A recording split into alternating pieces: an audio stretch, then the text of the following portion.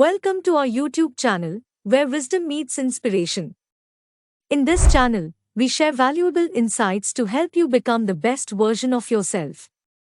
आकारशून्यं त्रिगुणैर्विहीनम् ओङ्कारवेद्यं परमं पवित्रम् प्रपञ्चकारं परिपूर्णरूपम् श्रीरामकृष्णं शरणं प्रपद्ये ಶ್ರೀರಾಮಕೃಷ್ಣಂ ಶರಣಂ ಪ್ರಪದ್ಯೆ.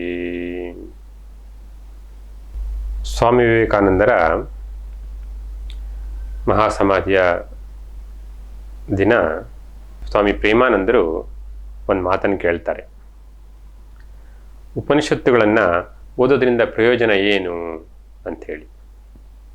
ಅದಕ್ಕೆ ಸ್ವಾಮೀಜಿ ಉತ್ತರಿಸ್ತಾರೆ, ಉಪನಿಷತ್ತುಗಳನ್ನು ಓದೋದ್ರಿಂದ ನಮ್ಮ ಅಂಧಶ್ರದ್ಧೆ ನಾಶವಾಗತ್ತೆ ಅಂಥೇಳಿ. ಅಂದರೆ ಉಪನಿಷತ್ತುಗಳು ನಮ್ಮ ಆಧ್ಯಾತ್ಮಿಕ ಜೀವನಕ್ಕೆ ಒಂದು ತಾತ್ವಿಕವಾದ ನೈಜ ನೆಲೆಯ ಒಂದು ತಳಹದಿಯನ್ನು ಒದಗಿಸ್ತವೆ. ಆತ್ಮಜ್ಞಾನದ ಮಾರ್ಗವನ್ನು ನಮಗೆ ತೋರಿಸ್ತವೆ. ಬೃಹದಾರಣ್ಯಕ ಉಪನಿಷತ್ನಲ್ಲಿ ಮಹರ್ಷಿ ಯಾಜ್ಞವಲ್ಕ್ಯರ ಒಂದು ಪ್ರಸಂಗ ಬರುತ್ತೆ. ಯಾಜ್ಞವಲ್ಕ್ಯರು ಗಾರ್ಹಸ್ಥ್ಯಾಶ್ರಮವನ್ನು ತ್ಯಾಗ ಮಾಡಿ ವಿದ್ವತ್ ಸನ್ಯಾಸವನ್ನು ಸ್ವೀಕರಿಸೋದಕ್ಕೋಸ್ಕರ ನಿಶ್ಚಯವನ್ನು ಮಾಡಿ ಇಬ್ಬರು ಪತ್ನಿಯರನ್ನು ಕರೆದು ಹೇಳ್ತಾರಂತೆ, ನನ್ನ ಸಂಪತ್ತೆಲ್ಲವನ್ನು ನಾನು ನಿಮ್ಮಿಬ್ಬರ ಮಧ್ಯೆ ಹಂಚಿ ಸನ್ಯಾಸ ಜೀವನಕ್ಕೆ ಹೊರಡಲಿಕ್ಕಿದ್ದೇನೆ ಅಂತ ಹೇಳಿದಾಗ, ಮೈತ್ರೇಯಿ ಅವರ ಪತ್ನಿ ಮೈತ್ರೇಯಿ ಪ್ರಶ್ನೆ ಮಾಡ್ತಾಳಂತೆ, ಈ ಧನದಿಂದ ತುಂಬಿಕೊಂಡಿದ್ದಂಥ ಈ ಪೃಥ್ವಿ ಇದೆಲ್ಲವೂ ಕೂಡ ನನಗಿದ್ರೆ ಅದರಿಂದ ನಾನು ಅಗ್ನಿಹೋತ್ರಾದಿ ಪುಣ್ಯ ಕರ್ಮಗಳನ್ನು ಮಾಡಿ ಅಮೃತತ್ವವನ್ನು ಪಡೆಯಬಹುದೇ ಅಂತ ಪ್ರಶ್ನೆ ಮಾಡ್ತಾಳೆ. ಆಗ ಯಾಜ್ಞವಲ್ಕ್ಯರು ಉತ್ತರಿಸ್ತಾರೆ, ಇದರಿಂದ ಈ ಸಂಪತ್ತಿನಿಂದ ನೀನು ಬೇರೆ ಬೇರೆ ಎಲ್ಲ ರೀತಿಯ ಸುಖಭೋಗಗಳನ್ನು ಅನುಭವಿಸ್ಬೋದು, ಆದರೆ ಅಮೃತತ್ವವನ್ನು ಪಡೆಯೋದಕ್ಕೆ ಸಾಧ್ಯ ಇಲ್ಲ. ಆಗ ಮೈತ್ರೇಯಿ ಉತ್ತರಿಸ್ತಾಳಂತೆ, ಯಾವುದರಿಂದ ನಾನು ಅಮೃತತ್ವವನ್ನು ಪಡೆಯೋದಕ್ಕೆ ಸಾಧ್ಯ ಇಲ್ಲವೋ ಅದನ್ನು ಪಡೆದುಕೊಂಡು ನಾನು ಏನು ಮಾಡಲಿ? ಹೇ ಭಗವನ್, ನೀವು ಏನನ್ನು ಅರಿತುಕೊಂಡಿದ್ದೀರೋ, ಅಮೃತತ್ವದ ಕುರಿತಾಗಿ ಯಾವ ಮಾರ್ಗವನ್ನು ಅರಿತುಕೊಂಡಿದ್ದೀರೋ ಅದನ್ನು ನನಗೂ ವಿವರಿಸಿ, ನನಗೂ ತಿಳಿಸಿ ಹೇಳಿ ಅಂಥೇಳಿ ಪ್ರಶ್ನೆ ಮಾಡ್ತಾಳೆ. ಯಾಜ್ಞವಲ್ಕ್ಯರಿಗೆ ಈ ಉತ್ತರವನ್ನು ಕೇಳಿ ಆನಂದವಾಗುತ್ತೆ.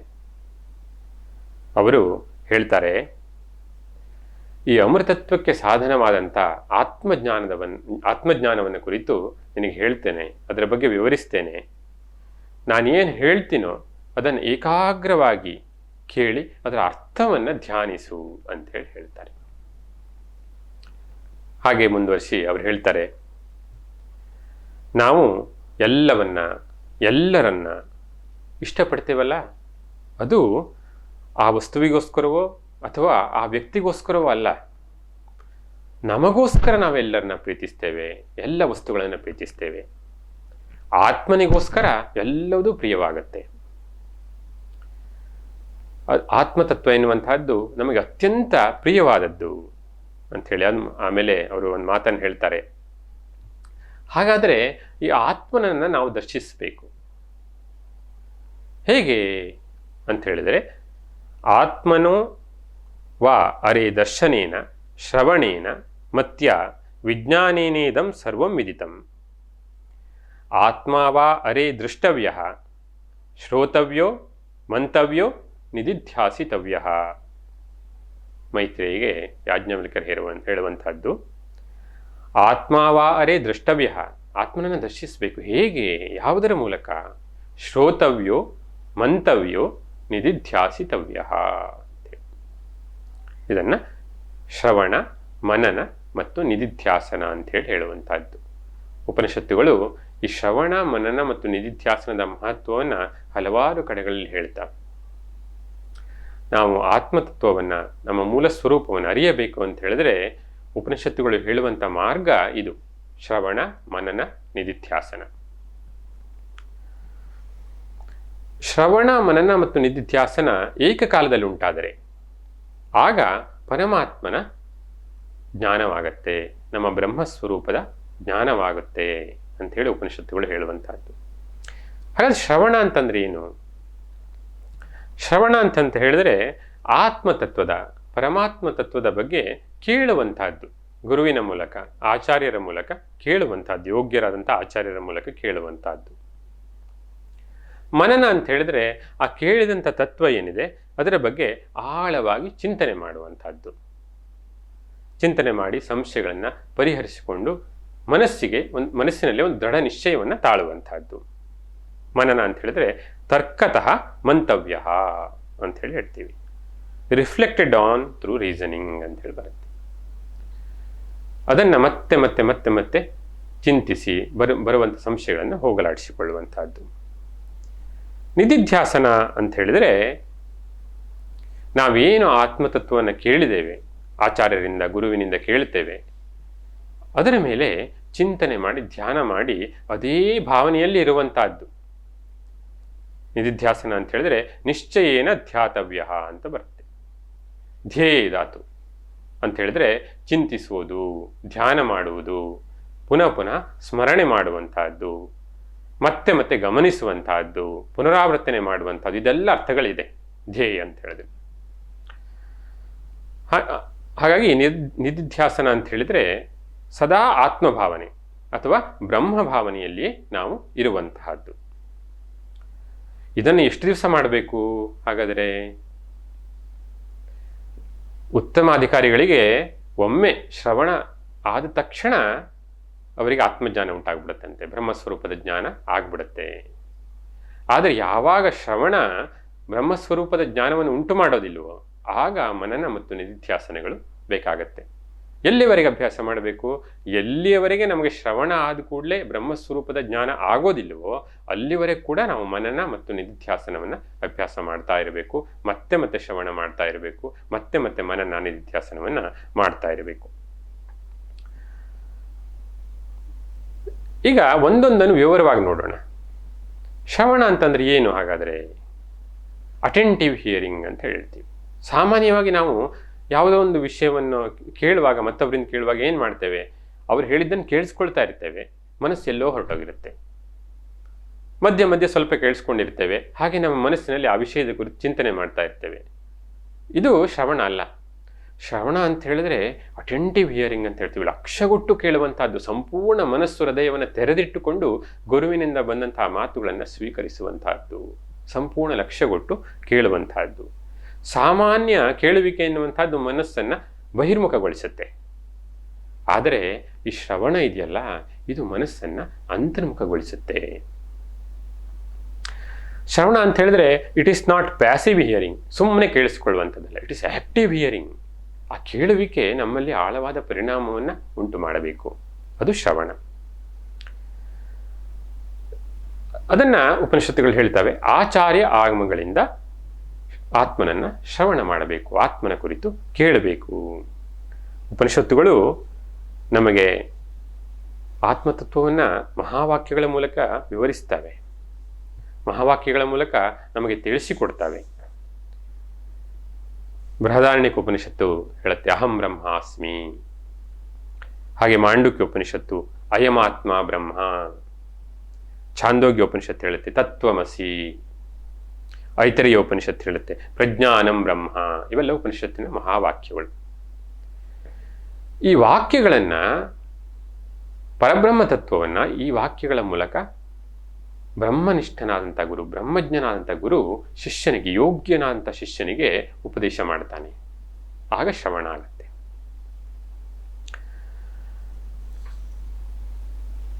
ಗುರುವಿನಿಂದ ನಾವೇನನ್ನು ಕೇಳ್ತೀವೋ ಅದನ್ನು ಮನನ ಮಾಡಬೇಕು. ನಾನೀಗಾಗಲೇ ಹೇಳಿದಾಗೆ ಉತ್ತಮಾಧಿಕಾರಿಗಳಿಗೆ ಶ್ರವಣ ಆಗ್ತಾ ಇದ್ದಾಗೆ ಪರಬ್ರಹ್ಮ ಸ್ವರೂಪದ ಜ್ಞಾನವಾಗ್ಬಿಡುತ್ತೆ. ಶ್ರವಣ, ಗುರುವಿನಿಂದ ಆ ಮಾತನ್ನು ಕೇಳ್ತಾ ಇದ್ದಾಗೆ ಅವರ ಮನಸ್ಸಿನಲ್ಲಿ ಮನನ ಮತ್ತು ನಿಧಿಧ್ಯಾಸನ ಏಕಕಾಲದಲ್ಲಿ ಉಂಟಾಗಿ ಬ್ರಹ್ಮಸ್ವರೂಪದ ಜ್ಞಾನವಾಗ್ಬಿಡುತ್ತೆ. ಶ್ರೀರಾಮಕೃಷ್ಣರಿಗೆ ತೋತಾಪುರಿ ಬೋಧನೆಯನ್ನು ಮಾಡ್ತಾನೆ, ಅದ್ವೈತ ತತ್ವದ ಬೋಧನೆಯನ್ನು ಮಾಡ್ತಾನೆ. ಅಖಂಡ ಸಚ್ಚಿದಾನಂದವೇ ನಿನ್ನ ನೈಜ ಸ್ವರೂಪ ಅಂಥೇಳಿ ಆತ್ಮತತ್ವವನ್ನು ಬೋಧನೆಯನ್ನು ಮಾಡ್ತಾನೆ. ಶ್ರೀರಾಮಕೃಷ್ಣರು ಈ ತತ್ವವನ್ನು ಕೇಳಿದ ಸ್ವಲ್ಪ ಸಮಯದಲ್ಲೇ ನಿರ್ವಿಕಲ್ಪ ಸಮಾಧಿಗೆ ಹೊರಟೋಗ್ತಾರೆ. ದೇಹ ಎನ್ನುವಂತಹದ್ದು ಮರದ ಕೊರಡಿನಂತೆ ನಿಶ್ಚಲವಾಗುತ್ತೆ. ತೋತಾಪುರಿಗೆ ಆಶ್ಚರ್ಯ ಆಯ್ತಂತೆ. ನಾನು ಯಾವ ಸಿದ್ಧಿಗಾಗಿ 40 ವರ್ಷಗಳಿಗೂ ಹೆಚ್ಚು ಕಾಲ ಪ್ರಯತ್ನ ಪಟ್ಟನೋ ಅದು ಇವರಿಗೆ ಇಷ್ಟು ಅಲ್ಪ ಸಮಯದಲ್ಲಿ ಹೇಗೆ ಸಾಧ್ಯವಾಯಿತು ಅಂಥೇಳಿ ತೋತಾಪುರಿ ಆಶ್ಚರ್ಯ ಪಡ್ತಾನೆ. ಇದು ಉತ್ತಮಾಧಿಕಾರಿಗಳ ಲಕ್ಷಣ. ಶ್ರೀರಾಮಕೃಷ್ಣರ ಪರಮ ಪರಿಶುದ್ಧವಾದಂಥ ಪರಮ ಪವಿತ್ರವಾದಂಥ ಮನಸ್ಸು ಆ ಅದ್ವೈತತ್ವವನ್ನು ಕೇಳಿದ ಕ್ಷಣದಲ್ಲಿಯೇ ಸಮಾಧಿ ಸ್ಥಿತಿಗೆ ಹೊರಟೋಯ್ತು. ಆದರೆ ಮಂದ ಮತ್ತು ಮಧ್ಯಮಾಧಿಕಾರಿಗಳು ಅವರಿಗೆ ಶ್ರವಣ ಅಷ್ಟೇ ಸಾಕಾಗೋದಿಲ್ಲ. ಶ್ರವಣವನ್ನು ಮಾಡಬೇಕು, ಮತ್ತೆ ಅದನ್ನು ಮನನ ಮಾಡಬೇಕು, ನಿಧಿಧ್ಯಾಸನ ಮಾಡಬೇಕು, ಮತ್ತೆ ಮತ್ತೆ ಮತ್ತೆ ಮತ್ತೆ ಮತ್ತೆ ಇದನ್ನು ಪುನರಾವರ್ತನೆ ಮಾಡಿ ದೀರ್ಘಕಾಲ ಅಭ್ಯಾಸ ಮಾಡಬೇಕಾಗಿ ಬರಬಹುದು. ಅವರವರ ಕೇಳುವವರ ಅರ್ಹತೆ ಮೇಲೆ ಆ ಶ್ರವಣದ ಪರಿಣಾಮ ಎನ್ನುವಂತಹದ್ದು ಉಂಟಾಗತ್ತೆ. ಈ ಶ್ರವಣ ಎನ್ನುವಂತಹದ್ದು ಯೋಗ್ಯ ಆಚಾರ್ಯರಿಂದ ಕೇಳುವುದರಿಂದ ಇರಬಹುದು, ಶಾಸ್ತ್ರಗಳನ್ನು ಓದೋದ್ರಿಂದ, ಉಪನಿಷತ್ತುಗಳನ್ನು ಓದೋದ್ರಿಂದ ಆಗಬಹುದು, ಅಥವಾ ಬೇರೆ ಪ್ರವಚನಗಳನ್ನು ಕೇಳೋದು, ಕನಸಿನಲ್ಲಿ ಉಪದೇಶ ಪಡೆಯೋದು, ಇವೆಲ್ಲವೂ ಕೂಡ ನಮಗೆ ಆತ್ಮಜ್ಞಾನವನ್ನು ಉಂಟು ಮಾಡುವಂಥ ಸಾಧ್ಯತೆ ಇದೆ. ಆ ವ್ಯಕ್ತಿ ಯೋಗ್ಯನಾಗಿದ್ದರೆ, ಉತ್ತಮಾಧಿಕಾರಿ ಆಗಿದ್ದರೆ. ನಮಗೆ ಜೀವನದಲ್ಲಿ ಈ ರೀತಿ ಆತ್ಮಜಾಗೃತಿ ಹಲವಾರು ಸಮಯದಲ್ಲಿ ಆಗ್ಬಿಡ್ಬೋದು. ಸಮರ್ಥ ರಾಮದಾಸರ ಒಂದು ಘಟನೆ ಬರುತ್ತೆ. ರಾಮದಾಸರು ಅತ್ಯಂತ ಸಾಂಪ್ರದಾಯಿಕ ಕುಟುಂಬದಿಂದ ಬಂದಂಥವರು. ಅವರು ಹುಟ್ಟಿದ್ದು ಮಹಾರಾಷ್ಟ್ರದ ಗೋದಾವರಿ ನದಿಯ ತೀರದಲ್ಲಿ ಒಂದು ಹಳ್ಳಿಯೊಂದರಲ್ಲಿ ಹುಟ್ಟಿದ್ದು. ಚಿಕ್ಕ ವಯಸ್ಸಿನಲ್ಲೇ ಆಂಜನೇಯನ ಮೇಲೆ ಅಪಾರವಾದಂಥ ಭಕ್ತಿ. 8ನೇ ವಯಸ್ಸಿನಲ್ಲಿ ತಂದೆಯನ್ನು ಕಳೆದುಕೊಳ್ತಾರೆ. ಸಂಪೂರ್ಣ ಅಂತರ್ಮುಖರಾಗಿ ಬಿಡ್ತಾರೆ. ಯಾವಾಗಲೂ ಮೌನವಾಗಿರ್ತಾ ಇದ್ದರಂತೆ. ಅವರಿಗೆ 12ನೇ ವಯಸ್ಸು ಆದಂಥ ಸಂದರ್ಭದಲ್ಲಿ ತಾಯಿ ವಿವಾಹವನ್ನು ಮಾಡಬೇಕು ಅಂಥೇಳಿ ನಿರ್ಣಯವನ್ನು ಮಾಡ್ತಾಳೆ. ಮದುವೆಗೆ ಎಲ್ಲ ಸಿದ್ಧತೆಗಳು ಅತ್ಯಂತ ಭರದಿಂದ ನಡೆದಿದೆಯಂತೆ. ಮದುವೆಯ ದಿನ ವಧುವರರು ಮದುವೆಯ ಮಂಟಪದಲ್ಲಿ ಎದುರು ಬದಲಾಗಿ ಕುಳಿತಿದ್ದಾರೆ. ಮಧ್ಯ ಒಂದು ಪರದೆ ಇದೆ. ಪುರೋಹಿತರು ಜೋರಾಗಿ ಮಂತ್ರವನ್ನು ಹೇಳೋದಕ್ಕೆ ಆರಂಭ ಮಾಡಿದ್ದಾರೆ. ಸುಮುಹೂರ್ತೆ ಸಾವಧಾನ ಅಂಥೇಳಿ ಪುರೋಹಿತರು ಮಂತ್ರವನ್ನು ಹೇಳಿದರಂತೆ. ಏನರ್ಥ? ಶುಭ ಮುಹೂರ್ತ ಸಮೀಪಿಸ್ತಾ ಇದೆ, ಎಲ್ಲರೂ ಜಾಗೃತರಾಗಿ ಅಂಥೇಳಿ. ಸುಮುಹೂರ್ತೆ ಸಾವಧಾನ. ಈ ಸಾವಧಾನ ಎನ್ನುವಂಥ ಶಬ್ದ ರಾಮದಾಸರ ಕಿವಿಗೆ ಬಿತ್ತು. ಜಾಗೃತರಾಗಿ ಆ ಮನಸ್ಸಿನಲ್ಲಿ ಆ ಕ್ಷಣದಲ್ಲಿ ನಾನೇನು ಮಾಡ್ತಾ ಇದ್ದೇನೆ? ಈ ಜಗತ್ತು ಕ್ಷಣಿಕ, ಶಾಶ್ವತವಾದಂಥ ಪರಮಾತ್ಮನನ್ನು ಪಡೆಯಬೇಕು ಅಂಥೇಳಿ ಆ ಕ್ಷಣದಲ್ಲಿ ಮನಸ್ಸಿನಲ್ಲಿ ವೈರಾಗ್ಯ ಅಂಕುರಿಸಿತು. ಅಲ್ಲಿಯೇ ಸಂಸಾರವನ್ನು ತ್ಯಾಗ ಮಾಡಿ ಹೊರಟೋಗ್ತಾರೆ. ಗೋದಾವರಿ ನದಿ ತೀರದಲ್ಲಿ 12 ವರ್ಷ ತಪಸ್ಸನ್ನು ಆಚರಿಸ್ತಾ ಅವರ 24ನೇ ವಯಸ್ಸಿನಲ್ಲಿ ಭಗವಂತನ ಸಾಕ್ಷಾತ್ಕಾರವನ್ನು ಪಡೀತಾರೆ. ಅಂದರೆ ಆ ಆಧ್ಯಾತ್ಮಿಕ ಜಾಗೃತಿ ಹೇಗೆ ಆ ಸಾವಧಾನ ಎನ್ನುವಂಥ ಶಬ್ದ ರಾಮದಾಸರ ಮನಸ್ಸಿನಲ್ಲಿ ವೈರಾಗ್ಯದ ಜಾಗೃತಿಯನ್ನು ಉಂಟು ಮಾಡಿತು. ಹಾಗೆ ಉತ್ತಮಾಧಿಕಾರಿಗಳಿಗೆ ಅಹಂ ಬ್ರಹ್ಮಾಸ್ಮಿ ಅಂತೇಳಿ ಮಹಾವಾಕ್ಯದ ಉಪದೇಶ ಆದರೆ ಸಾಕು, ಆತ್ಮತತ್ವದ ಉಪದೇಶ ಆದರೆ ಸಾಕು, ಮನಸ್ಸಿನಲ್ಲಿ ಪರಬ್ರಹ್ಮ ಸ್ವರೂಪದ ಜ್ಞಾನ ಅವರಿಗೆ ಉಂಟಾಗ್ಬಿಡುತ್ತೆ. ಈಗ ಈ ಶ್ರವಣ ಮನನ ನಿಧಿಧ್ಯಾಸನವನ್ನು ಕೇವಲ ಅದ್ವೈತ ತತ್ವಕ್ಕೆ ಉಪನಿಷತ್ತುಗಳು ಹೇಳಿದರೂ ಕೂಡ, ಆತ್ಮಜ್ಞಾನಕ್ಕೆ ಹೇಳಿದರೂ ಕೂಡ, ಇದನ್ನು ನಾವು ಭಕ್ತಿಯೋಗಕ್ಕೂ ಅನ್ವಯಿಸ್ಕೋಬೋದು. ಹೇಗೆ ಅನ್ವಯಿಸ್ಕೋಬೋದು ಅಂತ ಹೇಳಿದ್ರೆ, ಭಗವಂತನ ನಾಮಶ್ರವಣ, ದರ್ಶನ, ಆತನ ಲೀಲಾಚಿಂತನೆ, ನಾಮಸ್ಮರಣೆ ಇವೆಲ್ಲವನ್ನು ಇದಕ್ಕೆ ಅನ್ವಯಿಸ್ಕೋಬೋದು. ಭಾಗವತ ಶ್ಲೋಕವನ್ನು ಹೇಳುತ್ತೆ, ಯಸ್ಯಾಂ ವೈ ಶ್ರೂಯಮಾಣಾಯಂ ಕೃಷ್ಣೇ ಪರಮಪುರುಷೇ ಭಕ್ತಿರ್ ಉತ್ಪದ್ಯತೆ ಪುಂಸಃ ಶೋಕಮೋಹ ಭಯಾಪಹ. ಭಗವಂತನ ಲೀಲಾಕಥನವನ್ನು ಶ್ರವಣ ಮಾಡಿದರೆ, ಕೇಳಿಸಿಕೊಂಡ್ರೆ ಪರಮಾತ್ಮನಲ್ಲಿ ಭಕ್ತಿ ಉದಯಿಸುತ್ತದೆ. ಇದೇನು ಮಾಡತ್ತಂತೆ? ಶೋಕಮೋಹ ಭಯಾಪಹ. ಇದು ಶೋಕ ಮೋಹ ಭಯಗಳನ್ನು ನಾಶಪಡಿಸುತ್ತೆ. ಒಬ್ಬನು ಭಗವಂತನ ರೂಪದರ್ಶನವನ್ನು ಪಡೆದಿರಬಹುದು, ಆದರೆ ಆ ರೂಪದರ್ಶನ ಆದ ಮೇಲೆ ಅದರ ಮನನ ನಿಧಿಧ್ಯಾಸನವನ್ನು ಮಾಡದೇ ಇದ್ದರೆ ಭಗವಂತನ ರೂಪ ಸ್ಪಷ್ಟವಾಗಿ ಹೃದಯದಲ್ಲಿ ನೆಲೆ ನಿಲ್ಲೋದಿಲ್ಲ ಅಂತೇಳಿ ಹೇಳ್ತಾರೆ. ಶ್ರೀರಾಮಕೃಷ್ಣ ಹತ್ತಿರ ಹಲವಾರು ಶಿಷ್ಯರು ಬರ್ತಾ ಇದ್ರು. ಶ್ರೀರಾಮಕೃಷ್ಣರು ಸ್ಪರ್ಶದ ಮೂಲಕ ಅವರಿಗೆ ಆಧ್ಯಾತ್ಮಿಕ ಅನುಭೂತಿಯನ್ನು, ಭಗವಂತನ ದರ್ಶನವನ್ನು ಒಮ್ಮೆ ಮಾಡಿಸ್ಬಿಡ್ತಾ ಇದ್ರು, ಮೊದಲು ಯುವ ಶಿಷ್ಯರಿಗೆ. ಆಮೇಲೆ ಏನು ಮಾಡಬೇಕಾಗಿತ್ತು? ಅವರು ದೀರ್ಘಕಾಲ ಆ ದರ್ಶನದ ಆಧಾರದ ಮೇಲೆ ಅದನ್ನು ಮತ್ತೆ ಮನನ ನಿಧಿಧ್ಯಾಸನ ಮಾಡಿ ಮಾಡಿ ಮಾಡಿ ಆ ಒಂದು ಸ್ಥಿತಿಯಲ್ಲಿ ಮನಸ್ಸು ನೆಲೆ ನಿಲ್ಲೋ ಥರ ಮಾಡ್ಕೊಳ್ತಾ ಇದ್ರು. ಪ್ರತಿ ಸಲ ನಾವು ಜಪ ಮಾಡುವಾಗೂ ಹಾಗೆ, ಭಗವಂತ ನಾಮಸ್ಮರಣೆ ಮಾಡುವಾಗ ಪ್ರತಿ ಸಲ ನಾಮಸ್ಮರಣೆ ಮಾಡಿದಾಗೂ ಅದು ಶ್ರವಣ ಇದ್ದ ಹಾಗೆ. ಅದು ನಮ್ಮ ಮನಸ್ಸಿನಲ್ಲಿ ಭಗವಂತನ ರೂಪವನ್ನು ಅಥವಾ ಆ ಶ್ರವಣದ ಅರ್ಥವನ್ನು ಉಂಟು ಮಾಡುತ್ತೆ.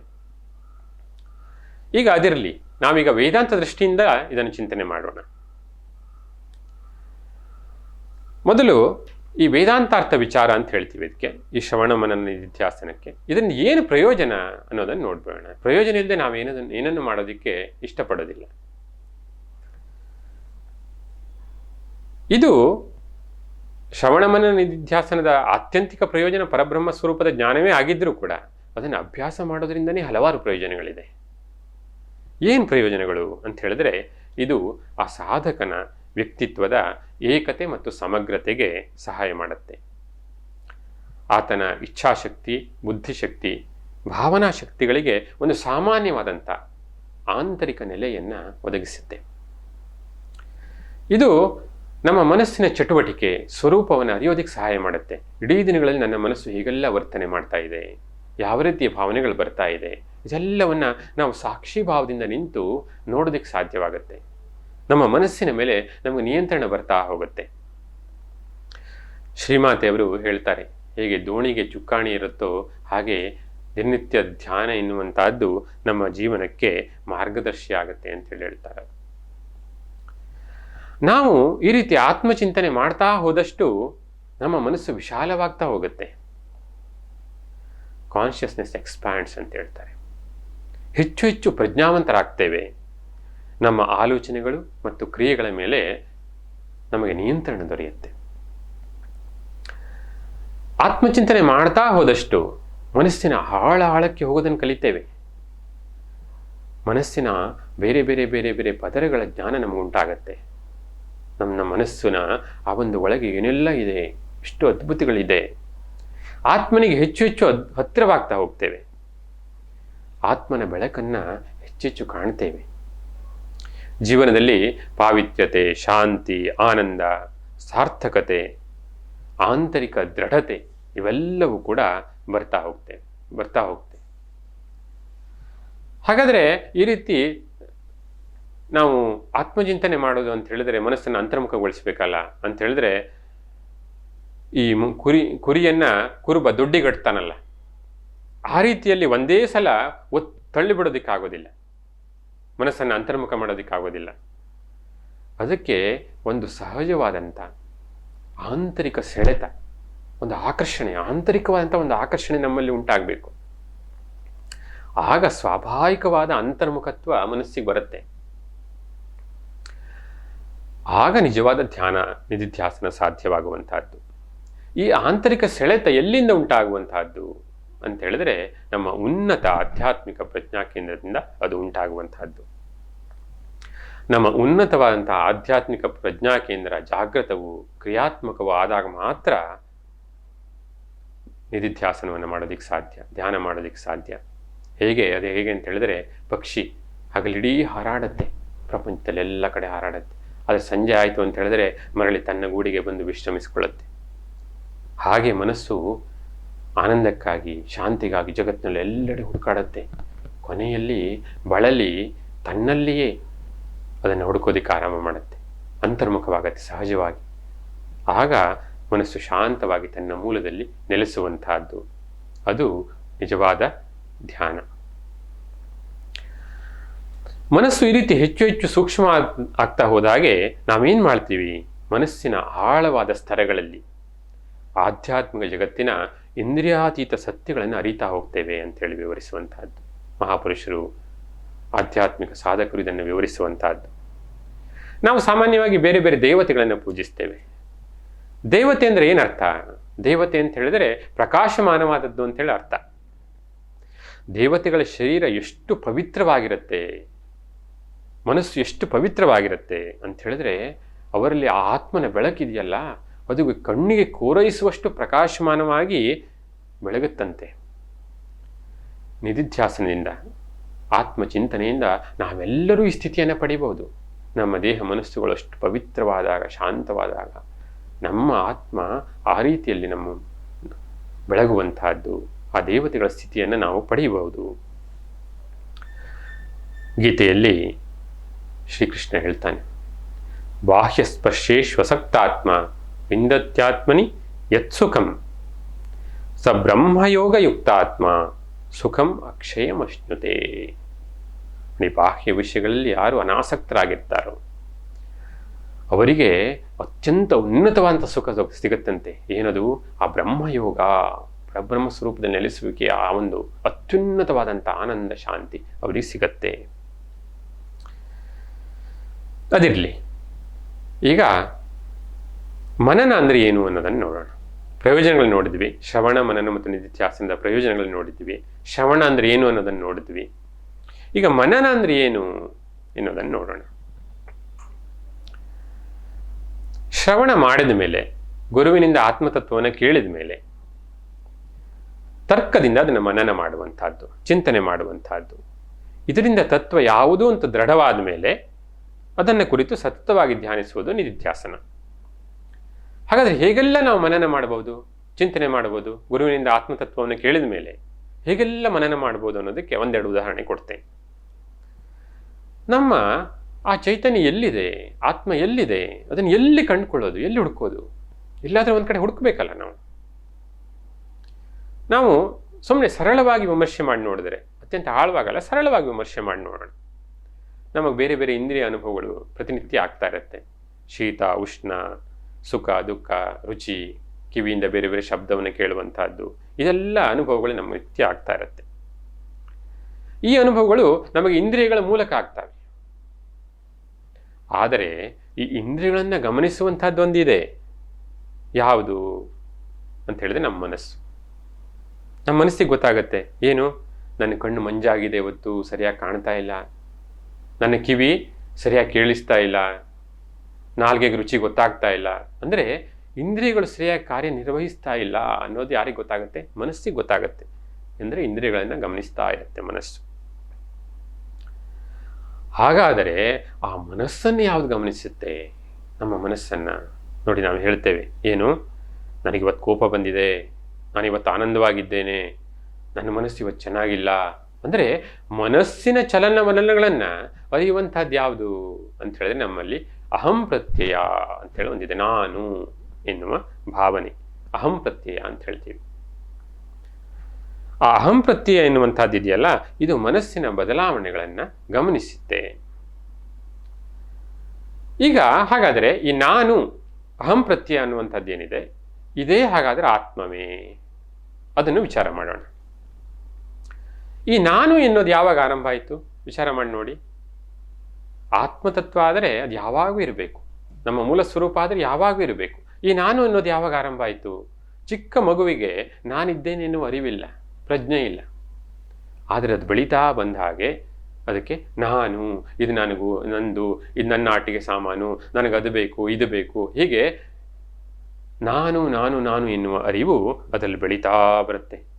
ಹೇಗೆ ನೋಡಿ ಮುಂದೆ ಆ ನಾನು ಎನ್ನುವುದು ಎಲ್ಲಿವರೆಗೆ ಬೆಳೀತಾ ಹೋಗುತ್ತೆ ಅಂತ ಹೇಳಿದ್ರೆ, ಎಲ್ಲಿವರೆಗೆ ನೋಡಿ ನಾವು ಮುಂದೆ ಜೀವನದಲ್ಲಿ ಎಲ್ಲವನ್ನ ಮಾಡೋದು ಈ ನಾನುವಿಗೋಸ್ಕರ.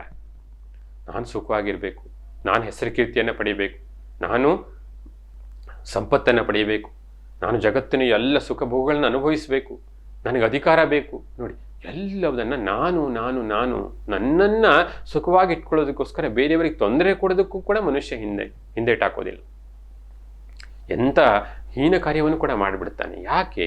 ಎಲ್ಲವುದು ಕೂಡ ನಾನು ಎನ್ನುವುದನ್ನು ಸುಖವಾಗಿರಿಸೋದಕ್ಕೋಸ್ಕರ. ನಾನು ಎನ್ನುವುದು ನೋಡಿ, ನಮಗೆ ನಾನಿಲ್ಲ ಎನ್ನುವುದನ್ನು ಊಹೆ ಮಾಡೋದಕ್ಕೂ ಆಗೋದಿಲ್ಲ. ಮುಂದೆ ಯಾವುದೋ ಒಂದು ದಿವಸ ಬರುತ್ತೆ, ಅವತ್ತು ನಾನು ಎನ್ನುವುದು ಇಲ್ಲವಾಗತ್ತೆ ಅನ್ನೋದನ್ನು ಊಹೆ ಮಾಡೋದಕ್ಕೂ ಸಾಧ್ಯ ಇಲ್ಲ. ನಾವು ಅದನ್ನು ಒಪ್ಪೋದಕ್ಕೆ ಸಿದ್ಧರಿಲ್ಲ. ಯಾಕೆ ಅಂತ ಹೇಳಿದ್ರೆ, ಆ ನಾನು ಅನ್ನೋದಿದೆಯಲ್ಲ, ಅದರ ಹಿಂದಿನ ಇನ್ನೊಂದು ತತ್ವ ಇದೆ, ಅಸ್ತಿತ್ವ ಇದೆ. ಅದಕ್ಕೆ ಸಾವಿಲ್ಲ, ಅದು ಶಾಶ್ವತ. ಹಾಗಾಗಿ ನಾವು ಸಾವು ಎನ್ನುವುದನ್ನು ಅಷ್ಟು ಭಯಪಡ್ತೇವೆ. ನಾನು ಇಲ್ಲವಾಗುವಂಥ ಒಂದು ದಿವಸ ಬರ್ಬೋದು ಅನ್ನೋದನ್ನು ನಾವು ಕಲ್ಪನೆ ಮಾಡ್ಕೊಳ್ಳೋದಕ್ಕೆ ಆಗೋದಿಲ್ಲ. ಈ ಜಗತ್ತಿನ ನಾನು ಇಲ್ಲವಾಗುವಂಥ ಒಂದು ಸನ್ನಿವೇಶವನ್ನು ನಾವು ಊಹೆ ಮಾಡ್ಕೊಳ್ಳೋದಕ್ಕೂ ಆಗೋದಿಲ್ಲ. ಕಾರಣ ನಮ್ಮ ಮೂಲ ಸ್ವರೂಪ ಶಾಶ್ವತವಾದದ್ದು, ಅದಕ್ಕೆ ಸಾವಿಲ್ಲ. ಹಾಗಾಗಿ ನಾನು ಎನ್ನುವುದು ಅತ್ಯಂತ ನಮಗೆ ಪ್ರೀತಿಸುವಂಥ ವಸ್ತು. ಹಾಗಾದರೆ ಈ ನಾನು ಎನ್ನುವುದು ಯಾವಾಗೂ ಇರುತ್ತೆ, ಅಹಂ ಪ್ರತ್ಯಯ ಎನ್ನುವಂಥದ್ದು ಯಾವಾಗೂ ಇರುತ್ತೆ ಅನ್ನೋದನ್ನು ನೋಡೋಣ. ಈ ನಾನು ಅಹಂ ಪ್ರತ್ಯಯ ಅನ್ನೋದು ನಮಗೆಲ್ಲರೂ ನಿತ್ಯ ಪ್ರತಿಕ್ಷಣವೂ ಅನುಭವಕ್ಕೆ ಬರ್ತಾ ಇರುತ್ತೆ. ಹಾಗಾದರೆ ಇದು ಶಾಶ್ವತವೇ? ಈ ನಾನು ಎನ್ನುವುದು ಶಾಶ್ವತವೇ? ಅಹಂ ಪ್ರತ್ಯಯ ಎನ್ನುವಂಥ ಶಾಶ್ವತವೇ? ನೋಡಿ, ಬಹಳ ಆಸಕ್ತಿಕರವಾದಂಥ ಒಂದು ವಿಷಯ ಇದೆ. ನಾವು ಪ್ರತಿನಿತ್ಯ 3 ಸ್ಥಿತಿಯನ್ನು ಅನುಭವಿಸ್ತೇವೆ. ಉಪನಿಷತ್ತುಗಳು ಇದನ್ನು ಅವಸ್ಥಾತ್ರಯ ಅಂತೇಳಿ ಕರೀತಾರೆ. ಮೊದಲನೆಯದು ಜಾಗ್ರತ ಸ್ಥಿತಿ, ಈಗ ಇರುವಂಥ ಸ್ಥಿತಿ, ಎಚ್ಚರ ಸ್ಥಿತಿ ಅಂತೇಳಿ ಏನು ಹೇಳ್ತೀವಿ ಅದು. ಇನ್ನೊಂದು ಸ್ಥಿತಿ ಇದೆ, ಸ್ವಪ್ನ, ಕನಸುಗಳು. ಹಾಗೆ ಇನ್ನೊಂದು ಸ್ಥಿತಿಯೂ ಇದೆ, ಸುಷುಪ್ತಿ, ಗಾಢ ನಿದ್ರೆ. ಇದು 3 ಸ್ಥಿತಿಯನ್ನು ನಾವು ಪ್ರತಿದಿನವೂ ಅನುಭವಿಸ್ತಾ ಇರ್ತೇವೆ. ಈಗ ಈ ಜಾಗೃತ ಸ್ಥಿತಿಯಲ್ಲಿ ನಾನೀಗ ಇಷ್ಟೊತ್ತು ಈ ನಾನು ನಾನು ನಾನು ಎನ್ನುವುದರ ಕಥೆ ಹೇಳಿದ್ನಲ್ಲ, ಇದೆಲ್ಲ ಈ ಜಾಗೃತ ಸ್ಥಿತಿಗೆ ಸಂಬಂಧಿಸಿದ್ದು, ಕೇವಲ ಒಂದು ಸ್ಥಿತಿಗೆ ಮಾತ್ರ ಸಂಬಂಧಿಸಿದ್ದು. ನಾವೀಗ ಮಲ್ಕೊಂಡು ನಿದ್ದೆಗೆ ಹೋದ್ವಿ ಅಂತ ಹೇಳಿದ್ರೆ ಕನಸು ಬರುತ್ತೆ. ಕನಸಿನಲ್ಲಿ ಇರುವಂಥ ನಾನು ಬೇರೆ. ಏನೇನೋ ಭಯಂಕರ ಘಟನೆಗಳು ಕನಸಿನಲ್ಲಿ ನಡೆಯುತ್ತೆ. ಆಮೇಲೆ ಆ ಕನಸಿಂದ ಎಚ್ಚರ ಆದ್ಮೇಲೆ ಅಂದ್ಕೊಳ್ತೀವಿ, ಅಯ್ಯೋ ಅದು ನಿಜವಲ್ಲ, ಆ ನಾನು ನಿಜವಲ್ಲ ಅಂತೇಳಿ ಭಾವಿಸ್ತೇವೆ. ಅಬ್ಬಾ, ಸದ್ಯ ಇದು ಕನಸು ಅಂಥೇಳಿ ನಮ್ಮ ಮನಸ್ಸಿಗೆ ನೆಮ್ಮದಿ ಆಗುತ್ತೆ. ಅಂದರೆ ಆ ನಾನು ನಾನಲ್ಲ. ನೋಡಿ, ಎಚ್ಚರ ಸ್ಥಿತಿಯ ನಾನು ಬಂದಾಗ ಕನಸಿನ ನಾನು ನಿಜ ಅಲ್ಲ, ಕನಸಿನ ನಾನು ಇರುವಾಗ ಎಚ್ಚರ ಸ್ಥಿತಿಯ ನಾನು ನಿಜ ಅಲ್ಲ. ಆಯಿತು, ಇದೆರಡು ಸ್ಥಿತಿಯಲ್ಲಿ ಎರಡು ರೀತಿಯ ನಾನುವನ್ನು ನೋಡಿದ್ದೀವಿ ನಾವು. ಹಾಗಾದರೆ ಇನ್ನೊಂದು ಸ್ಥಿತಿ ಇದೆ, ಗಾಢ ನಿದ್ರೆ, ಸುಷುಪ್ತಿ ಅಂತ ಹೇಳಿ ಕರಿತೀವಿ. ಆ ಸುಷುಪ್ತಿಯಲ್ಲಿ ನಾನು, ಈ ಎರಡೂ ನಾನುಗಳು ಅಲ್ಲಿಲ್ಲ. ಅಷ್ಟೇ ಅಲ್ಲ, ನಾನಿದ್ದೇನೆ ಎನ್ನುವಂಥ ಅರಿವು ಅಲ್ಲಿಲ್ಲ. ಒಳ್ಳೆ ನಿದ್ದೆ ಆದಮೇಲೆ ಎಚ್ಚೆತ್ತು ಹೇಳ್ತೀವಿ, ಗಾಢ ನಿದ್ರೆ ಆದಮೇಲೆ, ಅಬ್ಬಾ ಇಷ್ಟು ಒಳ್ಳೆ ನಿದ್ದೆ, ನನಗೇನು ಗೊತ್ತೇ ಆಗಲಿಲ್ಲ, ಎಷ್ಟು ಆನಂದವಾಗಿತ್ತು. ನೋಡಿ, ನನಗೆ ಏನೂ ಅರಿವಾಗಿಲ್ಲ ಎನ್ನುವಂಥ ಅಜ್ಞಾನ ಅಲ್ಲಿದೆ. ಹಾಗೆ ಆನಂದದ ಅನುಭವ ಇದೆ, ಸುಖದ ಅನುಭವ ಇದೆ. ಅಂದರೆ ಆ ಗಾಢ ನಿದ್ರೆಯಲ್ಲಿ ಅಜ್ಞಾನ ಇತ್ತು, ಸುಖವೂ ಇತ್ತು. ಆದರೆ ಅದನ್ನು ಅನುಭವಿಸೋನೊಬ್ಬಿದ್ದ. ನೋಡಿ, ಅವನಿಗೆ ಗೊತ್ತಾಯ್ತು ಏನು, ನನಗೇನು ಗೊತ್ತಾಗಲಿಲ್ಲ ಅನ್ನುವಂತಹದ್ದು. ಅದನ್ನು ನೋಡೋನು ಇನ್ನೊಬ್ಬನಿರ್ಬೇಕಲ್ಲ. ಅಂದರೆ ಈ 3 ಸ್ಥಿತಿಗಳನ್ನು ಪ್ರತಿನಿತ್ಯ ಅನುಭವಿಸ್ತಾ ಅದಕ್ಕೆ ಸಾಕ್ಷಿಯಾಗಿರುವಂಥ, ಯಾವುದೇ ಬದಲಾವಣೆಯನ್ನು ಹೊಂದದೇ ಇರುವಂಥ ಒಂದು ವಸ್ತು ಇರಬೇಕು, ಅಸ್ತಿತ್ವ ಇರಬೇಕು. ಅದನ್ನೇ ಸಾಕ್ಷಿ ಚೈತನ್ಯ, ಆತ್ಮತತ್ವ ಅಂತ ಕರಿತೀವಿ. ಇದೇ ನಮ್ಮ ಮೂಲ ಸ್ವರೂಪ, ಅದು ನಮ್ಮ ನಿಜವಾದ ಮೂಲ ಸ್ವರೂಪ. ಹೇಗೆ ಅಂತ ಹೇಳಿದ್ರೆ, ಈ ನಾನು ಅಹಂ ಪ್ರತ್ಯಯ ಅಂದರೆ ಹೇಗೆ ಅಂತ ಹೇಳಿದ್ರೆ, ಚಂದ್ರನ ಉದಾಹರಣೆಯನ್ನು ತೆಗೆದುಕೋಬಹುದು. ಆಕಾಶದಲ್ಲಿ ಚಂದ್ರ ಬೆಳಗ್ತಾ ಇರ್ತಾನೆ. ಆ ಚಂದ್ರನ ಪ್ರತಿಬಿಂಬ ಒಂದು ಪಾತ್ರೆಯಲ್ಲಿ ನಾವು ನೀರನ್ನಿಟ್ಟರೆ, ಕೊಡದಲ್ಲಿ ನೀರನ್ನಿಟ್ಟರೆ, ಆ ನೀರಿನಲ್ಲಿ ಚಂದ್ರನ ಪ್ರತಿಬಿಂಬ ಕಾಣ್ತಾ ಇರುತ್ತೆ. ಆ ಪ್ರತಿಬಿಂಬ, ಏನು ಚಂದ್ರನ ಪ್ರತಿಬಿಂಬ ಇದೆಯಲ್ಲ, ಅದೇ ರೀತಿ ಸಾಕ್ಷಿ ಚೈತನ್ಯದ ಪ್ರತಿಬಿಂಬ ಇದೆಯಲ್ಲ, ನಮ್ಮ ಬುದ್ಧಿಯಲ್ಲಿ ಪ್ರತಿಬಿಂಬಿಸುತ್ತಲ್ಲ, ಅದು ಅಹಂ ಪ್ರತ್ಯಯ. ಅದು ನಿಜವಾದ ನಮ್ಮ ಮೂಲ ಸ್ವರೂಪ ಅಲ್ಲ. ಕೇವಲ ಅದು ಚೈತನ್ಯನ ಪ್ರತಿಬಿಂಬ ಮಾತ್ರ. ಅದನ್ನು ನಾವು ನಿಜ ಅಂತ ಭಾವಿಸಿರ್ತೇವೆ. ಆ ಕೊಡವನ್ನು ಒಡೆದು ಹಾಕಿ ನೀರೆಲ್ಲ ಚೆಲ್ಲೋಯ್ತು, ಪ್ರತಿಬಿಂಬ ಎಲ್ಲೋಯ್ತು, ಪ್ರತಿಬಿಂಬ ಹೊರಟೋಯ್ತು. ಆದರೆ ಮೂಲಚಂದ್ರ ಇನ್ನೂ ಬೆಳಗ್ತಾ ಇದ್ದಾನೆ. ಹಾಗೆ ನಮ್ಮ ಈ ನಾವು ದೇಹವನ್ನು ತ್ಯಜಿಸಿದಾಗ ಏನಾಗತ್ತೆ ನೋಡಿ, ಆ ಪ್ರತಿಬಿಂಬ, ನಾನು ಎನ್ನುವ ಪ್ರತಿಬಿಂಬ ಎಲ್ಲಿ ಪ್ರತಿಫಲಿತವಾಗ್ತಾ ಇತ್ತೋ ಎಲ್ಲಿ ಹೋಯ್ತು? ಹಾಗಾದ್ರೆ ಅದು ನಿಜವೇ? ದೇಹದ ಕೊನೆಯ ಜೊತೆ ನಮ್ಮ ಸಾವು ಬಂದ್ಬಿಡುತ್ತೆ, ನಾವು ಅಲ್ಲಿಗೆ ಅಂತೀವಿ? ಇಲ್ಲ, ನಮ್ಮ ಮೂಲ ಸ್ವರೂಪ ಸದಾ ಇರುವಂತಹದ್ದು, ಸದಾ ಬೆಳಗುತ್ತಾ ಇರುವಂತಹದ್ದು. ಅದು ಅಜ್ಞಾನದಿಂದ ನಮಗೆ ಅರಿವಿಗೆ ಬರ್ತಾ ಇಲ್ಲ. ಹಾಗಾಗಿ ಈ ರೀತಿ ಎಲ್ಲ ಚಿಂತನೆ ಮಾಡಿ ನಮ್ಮ ಆತ್ಮತತ್ವದಲ್ಲಿ ನಾವು ದೃಢವಾಗಿ ನೆಲೆ ನಿಲ್ಲೋದಿದೆಯಲ್ಲ. ಈಗ ನಾನು ಒಂದು ಉದಾಹರಣೆ, ನಾನು ಈಗೇನು ವಿಮರ್ಶೆಯನ್ನು ಮಾಡಿದೆ, ಒಂದು ಉದಾಹರಣೆ. ಈ ರೀತಿ ಹಲವಾರು ರೀತಿಯಲ್ಲಿ ನಾವು ವಿಮರ್ಶೆ ಮಾಡ್ಬೋದು. ವಿಮರ್ಶೆ ಮಾಡಿ ನಮ್ಮ ಮೂಲ ಸ್ವರೂಪದ ಬಗ್ಗೆ ಒಂದು ದೃಢವಾದ ನಿಶ್ಚಯವನ್ನು ತಾಳುವಂತಹದ್ದು ಇದೆಯಲ್ಲ, ಇದು ಮನನ. ಇನ್ನು ನಿಧಿಧ್ಯಾಸನ. ನಾವೀಗ ಮನನ ಮಾಡಿ ಯಾವ ಒಂದು ನಿಶ್ಚಯಕ್ಕೆ ಬಂದಿದ್ದೇವೆ ಆತ್ಮತತ್ವದ ಬಗ್ಗೆ, ಅದೇ ಸ್ಥಿತಿಯಲ್ಲಿ ನೆಲೆ ನಿಲ್ಲುವಂತಹದ್ದು, ಮನಸ್ಸಿನಲ್ಲಿ ಮತ್ತೆ ಮತ್ತೆ ಮತ್ತೆ ಮತ್ತೆ ಅದೇ ಭಾವನೆಯನ್ನು ತಂದುಕೊಳ್ಳುವಂತಹದ್ದು, ಇದು ನಿಧಿಧ್ಯಾಸನ. ನಿಧಿಧ್ಯಾಸನ ಅಂತ ಹೇಳಿದ್ರೆ ಒಂದು ವಿಶೇಷ ರೀತಿಯ ಧ್ಯಾನ. ಇದಕ್ಕೆ ಸಾಮಾನ್ಯ ಧ್ಯಾನದಲ್ಲಿ ನಾವೇನು ಮಾಡ್ತೇವೆ, ಬಾಹ್ಯ ವಸ್ತುವನ್ನು ಅಥವಾ ನಮ್ಮ ಇಷ್ಟ ದೇವರನ್ನು ಗುರಿಯಾಗಿಟ್ಕೊಂಡು ಅದನ್ನು ಚಿಂತನೆ ಮಾಡ್ತೇವೆ, ದೀಪವನ್ನು, ಹೀಗೆ ಹಲವಾರು ರೀತಿಯ ನೂರಾರು ರೀತಿಯ ಧ್ಯಾನಗಳಿವೆ. ಆದರೆ ನಿಧಿಧ್ಯಾಸನ ಅಂತ ಹೇಳಿದ್ರೆ ಒಂದು ವಿಶೇಷ ರೀತಿಯ ಧ್ಯಾನ ಅಂತ ಹೇಳಿದೆ. ಇದು ಆಬ್ಜೆಕ್ಟಿವ್ ಮೆಡಿಟೇಷನ್ ಅಲ್ಲ, ಇದು ಸಬ್ಜೆಕ್ಟಿವ್ ಮೆಡಿಟೇಷನ್. ನಿಧಿಧ್ಯಾಸನ ಅಂತ ಹೇಳಿದ್ರೆ ಏನು? ನಮ್ಮ ಬಗ್ಗೆ ನಾವು ಚಿಂತಿಸುವಂತಹದ್ದು, ನಮ್ಮ ಮೂಲ ಸ್ವರೂಪದ ಬಗ್ಗೆ ನಾವು ಚಿಂತಿಸುವಂತಹದ್ದು. ಸಾಮಾನ್ಯವಾಗಿ ಧ್ಯಾನ ಅಂತ ಹೇಳಿದ್ರೆ ಒಂದೇ ಆಲೋಚನೆಯ ನಿರಂತರವಾದಂಥ ಪ್ರವಾಹ, ಪ್ರಜ್ಞಾಪೂರ್ವಕವಾದಂಥ ಚಿಂತನೆ ಇದು. ಇದನ್ನು ಧ್ಯಾನವನ್ನು ನಾವು ಎಲ್ಲಿ ಮಾಡ್ತೇವೆ? ಸಾಮಾನ್ಯವಾಗಿ ನಮ್ಮ ಉನ್ನತ ಪ್ರಜ್ಞಾ ಕೇಂದ್ರದ ಮೇಲೆ, ಹೃದಯ ಇರಬಹುದು ಅಥವಾ ಹೃದಯದಕ್ಕಿಂತ ಮೇಲ್ಭಾಗದ ಪ್ರಜ್ಞಾ ಕೇಂದ್ರದ ಮೇಲೆ ಧ್ಯಾನವನ್ನು ಮಾಡ್ತೇವೆ. ಬಾಹ್ಯ ಅಥವಾ ಆಂತರಿಕ ಧ್ಯೇಯ ವಸ್ತುವಿನ ಮೇಲೆ ಮನಸ್ಸನ್ನು ಏಕಾಗ್ರಗೊಳಿಸ್ತೇವೆ. ಆದರೆ ನಿಧಿಧ್ಯಾಸನದಲ್ಲಿ ಏನು ಮಾಡ್ತೇವೆ? ನಮ್ಮ ದೇಹ, ಮನಸ್ಸು ಮತ್ತು ಅಹಂಭಾವನೆಗಳಿಗೆ, ನಾನು ಎನ್ನುವ ಭಾವನೆಗಳಿಗೆ ಸಾಕ್ಷಿಯಾಗಿರುವಂಥ ಆತ್ಮತತ್ವ, ಪರಬ್ರಹ್ಮ ತತ್ವ ಏನಿದೆ, ಅದೇ ಭಾವನೆಯಲ್ಲಿ, ಆ ಬ್ರಹ್ಮ ಭಾವನೆಯಲ್ಲಿ ನೆಲೆಸೋದಿಕ್ಕೆ ಪ್ರಯತ್ನ ಮಾಡ್ತೇವೆ. ಮತ್ತೆ ಮತ್ತೆ ಮತ್ತೆ ಮತ್ತೆ ಮತ್ತೆ ನಮ್ಮ ಮೂಲ ಸ್ವರೂಪದ ಚಿಂತನೆಯನ್ನು ಮಾಡೋದಕ್ಕೆ ಪ್ರಯತ್ನವನ್ನು ಮಾಡ್ತೇವೆ. ಈ ನಿಧಿಧ್ಯಾಸನ ಏನು ಮಾಡುತ್ತೆ? ನಮ್ಮ ಎಲ್ಲ ಪ್ರಾಪಂಚಿಕ ಅನುಭವಗಳನ್ನು ಆಧ್ಯಾತ್ಮಿಕ ಅನುಭವವಾಗಿ ಬದಲಾಯಿಸುವಂಥ ಒಂದು ತರಬೇತಿ ನಮಗೆ ಕೊಡುತ್ತೆ. ಪ್ರತಿಯೊಂದು ಅನುಭವ, ಪ್ರತಿ ಕ್ಷಣದ ಒಂದು ಅನುಭವ ಇದೆಯಲ್ಲ, ಆ ಅನುಭವದಲ್ಲಿ ಎಲ್ಲದರಲ್ಲೂ ಕೂಡ ಆತ್ಮತತ್ವ ಇದೆ. ಅದನ್ನು ಎಲ್ಲಿ ಹುಡ್ಕೋದು? ಹಾಗಾದರೆ ಆತ್ಮವನ್ನು ಎಲ್ಲಿ ಹುಡ್ಕೋದು, ಈ ಆತ್ಮತತ್ವವನ್ನು ಅಂತ ಹೇಳಿ ಕೇಳ್ಬೋದು. ಆ ಆತ್ಮತತ್ವ ನೋಡಿ ಸದಾ ನಮ್ಮಲ್ಲಿದೆ. ಅದಕ್ಕೆ ಒಂದು ಸರಳವಾದ ಉದಾಹರಣೆಯನ್ನು ಶಂಕರಾಚಾರ್ಯರು ಪ್ರಕರಣ ಗ್ರಂಥದಲ್ಲಿ ಕೊಡ್ತಾರೆ. ಆತ್ಮತತ್ವವನ್ನು ಎಲ್ಲಿ ಹುಡುಕೋದು ಹಾಗಾದರೆ ಅಂತ ಹೇಳಿದ್ರೆ, ನಮ್ಮ ಪ್ರತಿಯೊಂದು ಮಾನಸಿಕ ಒಂದು ವೃತ್ತಿಯ ಅನುಭವ ಇದೆಯಲ್ಲ, ಪ್ರತಿಯೊಂದು ಆಲೋಚನೆಯ, ಪ್ರತಿಯೊಂದು ಅನುಭವದ ಹಿಂದೆಯೂ ಕೂಡ ಆತ್ಮತತ್ವ ಇದೆ. ಅದು ಹೇಗೆ ಅಂತ ಹೇಳಿದ್ರೆ, ಒಂದು ಮಣಿಯ ದಾರವನ್ನು ಉದಾಹರಣೆಯಾಗಿ ತೆಗೆದುಕೊಂಡ್ರೆ, ಪ್ರತಿಯೊಂದು ಮಣಿಯ ಒಳಗಡೆ ಕೂಡ ದಾರ ಇದೆ. ಪ್ರತಿಯೊಂದು ಮಣಿಯನ್ನು ಕೂಡ ನಮ್ಮ ಒಂದು ಬುದ್ಧಿ ವೃತ್ತಿ ಅಂತೇಳಿ ತೆಗೆದುಕೊಂಡ್ರೆ ನಾವು, ಆ ವೃತ್ತಿಯ ಹಿಂದೆ ಆತ್ಮಚೈತನ್ಯದ ಅಸ್ತಿತ್ವ ಇದೆ. ಆದರೆ ಅದು ಎರಡು ಮಣಿಗಳ ಮಧ್ಯೆ ಕೇವಲ ದಾರ ಇರುತ್ತೆ. ಹಾಗೆ ನಮ್ಮ ಎರಡು ಬುದ್ಧಿವೃತ್ತಿಯ ಮಧ್ಯ ಒಂದು ಸ್ವಲ್ಪ ಕಾಲಾವಕಾಶ ಇರುತ್ತೆ. ಅಲ್ಲಿ ಆತ್ಮತತ್ವ ತಾನಾಗಿ ಬೆಳಗುತ್ತಂತೆ.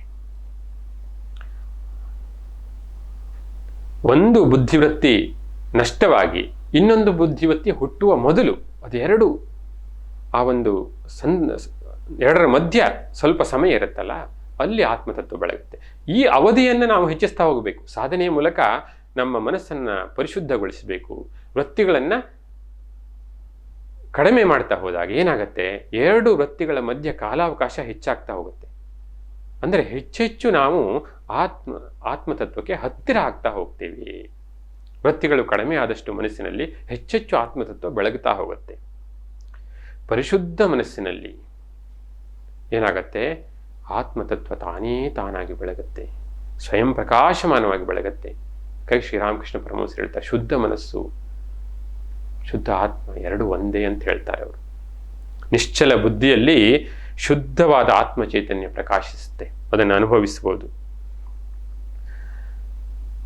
ಈ ರೀತಿಯೆಲ್ಲ ನಾವು ನಿಧಿಧ್ಯಾಸನ ಮಾಡುವಾಗ ಇದನ್ನೆಲ್ಲ ಭಾವಿಸಬೇಕು. ನಮ್ಮ ಮೂಲ ಸ್ವರೂಪದಲ್ಲಿ ನೆಲೆಸುವುದಕ್ಕೆ ಪ್ರಯತ್ನ ಮಾಡಬೇಕು. ಮತ್ತೆ ಮತ್ತೆ ಮತ್ತೆ ಮತ್ತೆ ಪ್ರಯತ್ನ ಮಾಡಬೇಕು. ಶಂಕರಾಚಾರ್ಯರು ನಿರ್ವಾಣ ಷಟ್ಕದಲ್ಲಿ ಹೇಳ್ತಾರೆ, ಮನೋಬುದ್ಧ್ಯಹಂಕಾರ ಚಿತ್ತಾನಿ ನಾಹಂ ನ ಚ ಶ್ರೋತ್ರ ಜಿಹ್ವೆ ನ ಚ ಘ್ರಾಣ ನೇತ್ರೇ ನ ಚ ವ್ಯೋಮ ಭೂಮಿರ್ನ ತೇಜೋ ನ ವಾಯು ಚಿದಾನಂದ ರೂಪ ಶಿವೋಹಂ ಶಿವೋಹಂ. ನ ಮೇ ದ್ವೇಷ ರಾಗೌ ನ ಮೇ ಲೋಭ ಮೋಹೌ ಮದೋ ನೈವ ಮೇ ನೈವ ಮಾತ್ಸರ್ಯ ಭಾವಃ ನ ಧರ್ಮೋ ನ ಚಾರ್ಥೋ ನ ಕಾಮೋ ನ ಮೋಕ್ಷಃ ಚಿದಾನಂದ ರೂಪ ಶಿವೋಹಂ ಶಿವೋಹಂ.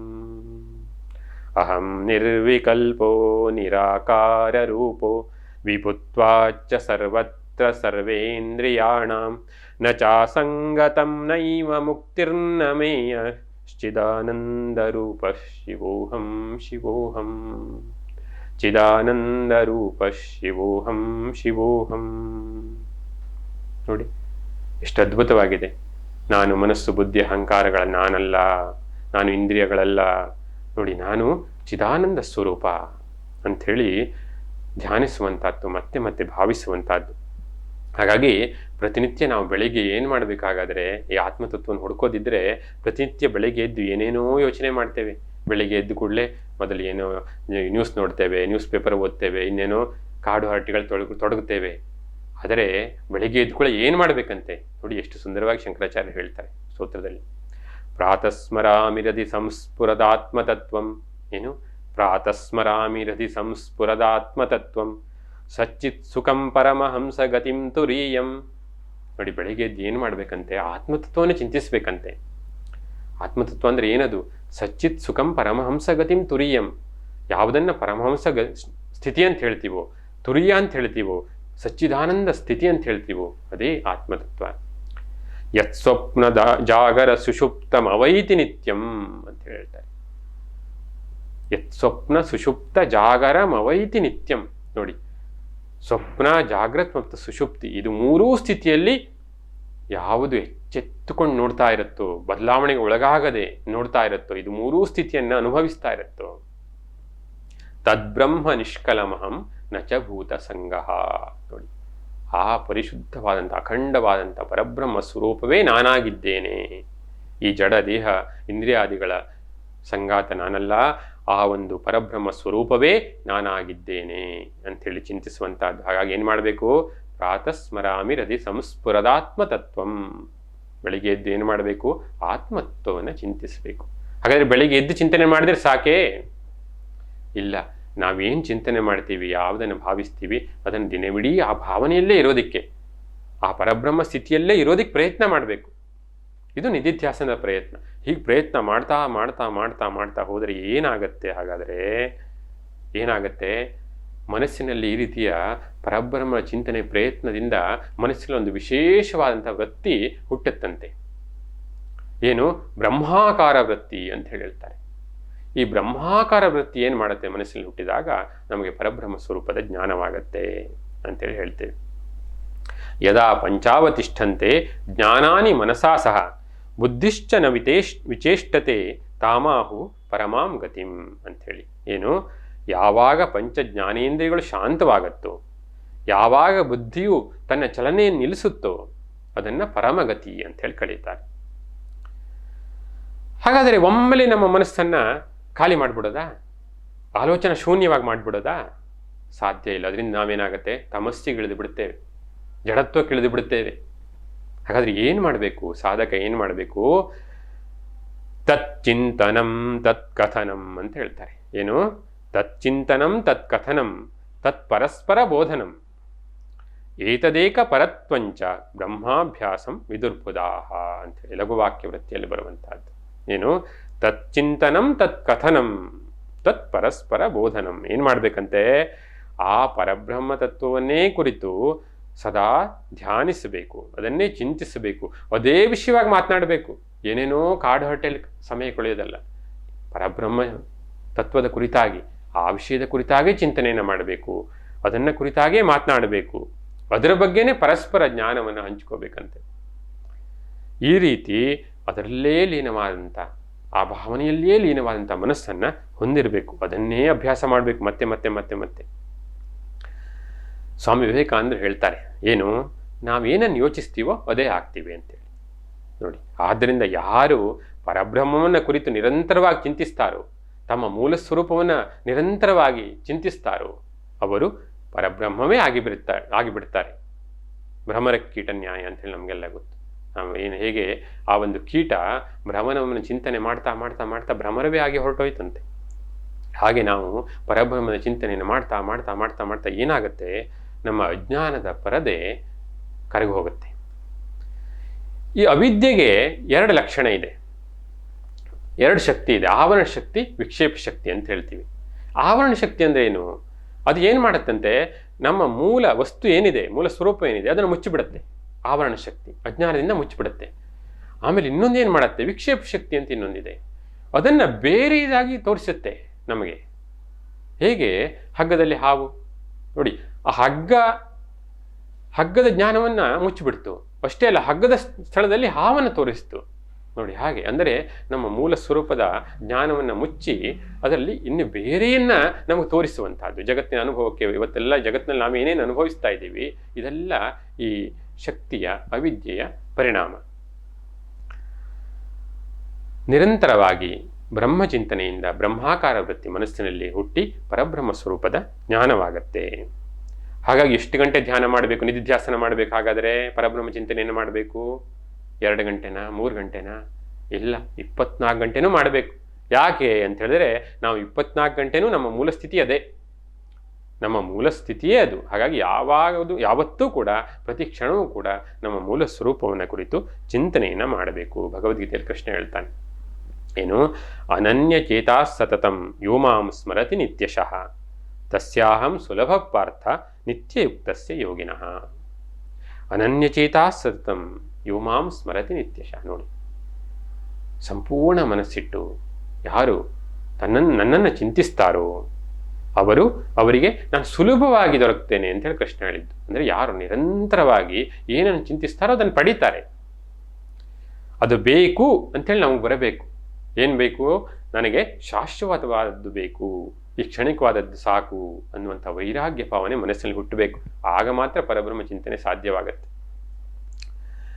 ಏನಾಗತ್ತೆ, ಈ ರೀತಿ ಅಭ್ಯಾಸ ಮಾಡ್ತಾ ಮಾಡ್ತಾ ಮಾಡ್ತಾ ಹೋದರೆ ಏವಂ ನಿರಂತರಾಭ್ಯಸ್ತ ಬ್ರಹ್ಮೈವಾಸ್ಮೀತಿ ವಾಸನ ಹರತ್ಯ ವಿದ್ಯಾ ವಿಕ್ಷೇಪಾನ್ ರೋಗಾನಿವ ರಸಾಯನಂ. ರೋಗಕ್ಕೆ ಹೇಗೆ ನಾವು ಔಷಧಿಯನ್ನು ತಗೋತೀವಲ್ಲ, ಆ ರೋಗವನ್ನು ಅದು ನಾಶ ಮಾಡುತ್ತಲ್ಲ, ಗುಣ ಮಾಡುತ್ತಲ್ಲ, ಹಾಗೆ ನಾನು ನನ್ನ ಪರಬ್ರಹ್ಮ ಸ್ವರೂಪ ಆತ್ಮ ಅಂಥೇಳಿ ನಮ್ಮ ಆತ್ಮತತ್ವವನ್ನು ಚಿಂತನೆ ಮಾಡ್ತಾ ಮಾಡ್ತಾ ಮಾಡ್ತಾ ಏನಾಗುತ್ತೆ, ಅಜ್ಞಾನ ಎನ್ನುವಂಥ ರೋಗ ನಾಶವಾಗತ್ತೆ.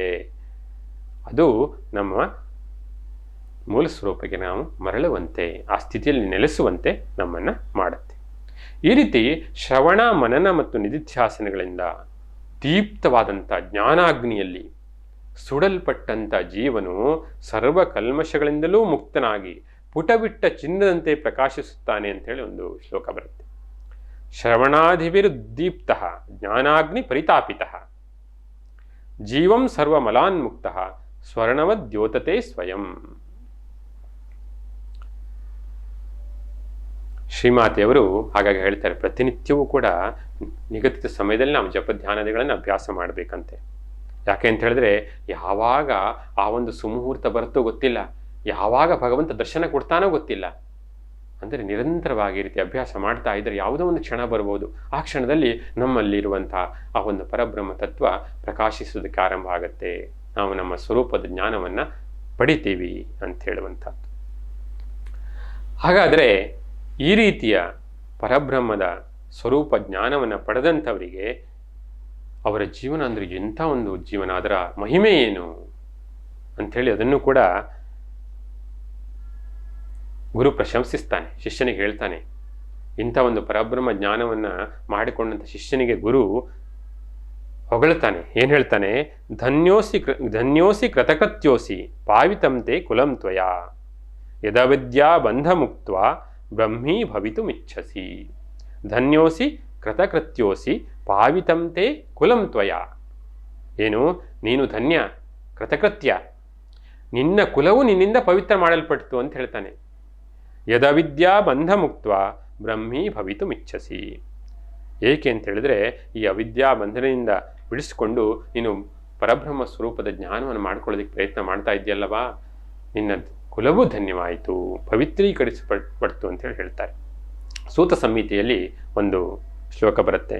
ಕುಲಂ ಪವಿತ್ರಂ ಜನನೀ ಕೃತಾರ್ಥ ವಿಶ್ವಂಭರ ಪುಣ್ಯವತಿ ಚ ತೇನ ಅಪಾರ ಸಚ್ಚಿತ್ ಸುಖ ಸಾಗರೇಸ್ಮಿನ್ ಲೀನಂ ಪರೇ ಬ್ರಹ್ಮಣಿ ಯಸ್ಯ ಚೇತಃ.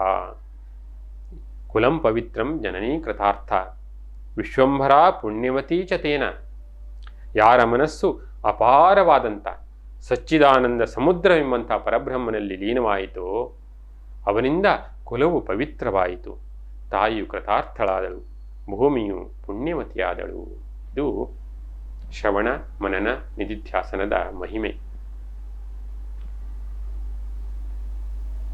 ದೀಪ್ತಾನನಂ ತಂ ಪರಿಪೂರ್ಣಬೋಧಂ ಸದಾ ಸಮಾಧೌ ಪರಿಮಗ್ನಚಿತ್ತಂ ಕೃಪಾಭಿಪೂರ್ಣಂ ಪ್ರತಿತಪ್ತಲೋಕಂ ಶ್ರೀರಾಮಕೃಷ್ಣಂ ಶರಣಂ ಪ್ರಪದ್ಯೆ. ಶ್ರೀರಾಮಕೃಷ್ಣಂ ಶರಣಂ ಪ್ರಪದ್ಯೆ.